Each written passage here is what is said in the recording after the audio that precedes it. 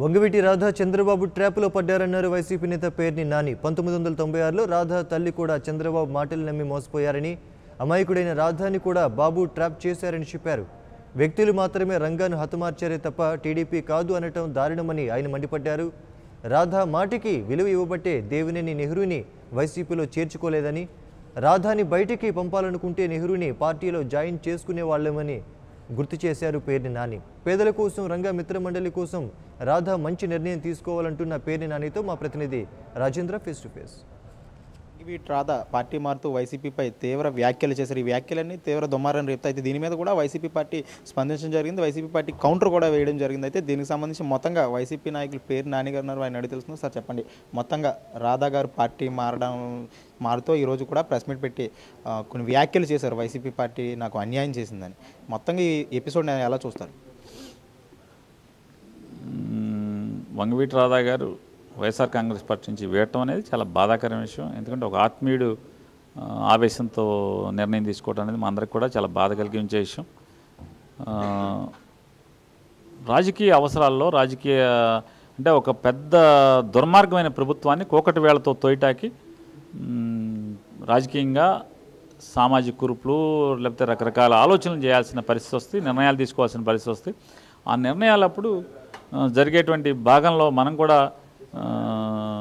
పార్టీకి లేకపోతే పార్టీ నిర్ణయాలకి సహకరించడం అనేది జరుగుతూ ఉంటుంది ప్రతి చోట. దాన్ని మనం చర్చల ద్వారా మాట్లాడుకునే సంప్రదింపుల ద్వారా మాత్రమే మనం దేన్నైనా సరే మనం అధిగమించడానికి మనం అవకాశం ఉంటుంది. కాబట్టి దాంట్లో పార్టీది కానీ నాయకుడిది కానీ పెద్ద పొరపాటు నిర్ణయం అని నేను అనుకోవట్లేదు. మొత్తంగా ఆంక్షలు, ఎవరి ఆంక్షలతోనే నేను పనిచేయలేను, ఒక ఆశయంతో నేను నా తండ్రి ఆశయం కోసమే నేను పనిచేయగలను. అయితే ఖచ్చితంగా వైసీపీ పార్టీలో ఆంక్షలు ఉంటాయా?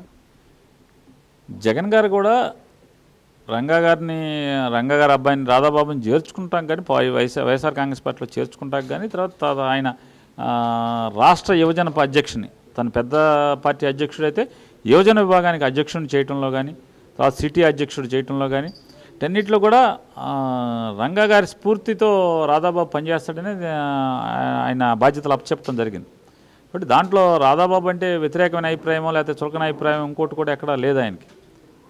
కాకపోతే పార్టీలో ఆంక్షలని ఎట్టి పరిస్థితుల్లో పార్టీ లైన్ ఉంటుంది. పార్టీ ఒక ఈ రకమైనటువంటి ఇప్పుడు మనం ఎవరైనా సరే పార్టీ మనం ఏ నిర్ణయం చేసినా పార్టీ నిర్ణయానికి అనుకూలంగా మాట్లాడాలి, అనుకూలంగా నిర్ణయాలు చేయాలి, అనుకూలంగా మనం స్పందిస్తూ ఉండాలి.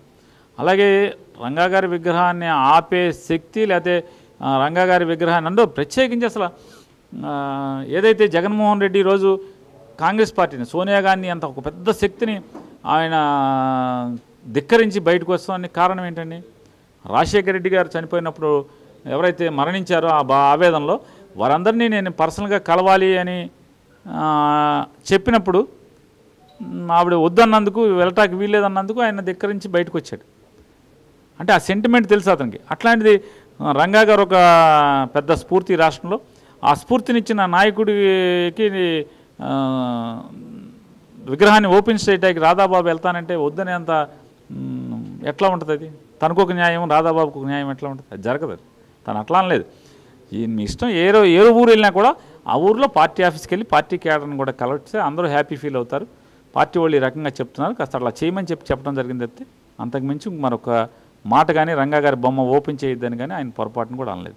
అయితే మొత్తంగా రాధా చంద్రబాబు మాయ మాటలకి పడ్డారు, చంద్రబాబు ట్రాప్లో రాధా పడిపోయారు. ఎప్పటికైనా సరే రాధా చంద్రబాబు మాయ మాటలకి నుంచి బయటకు వస్తే మంచిది అని పేర్ని నాని చెప్తున్నారు. కెమెరా పర్సన్ కిషోర్తో రాజేంద్ర, 99 టీవీ, విజయవాడ నుంచి. For more updates please subscribe 99 TV Telugu.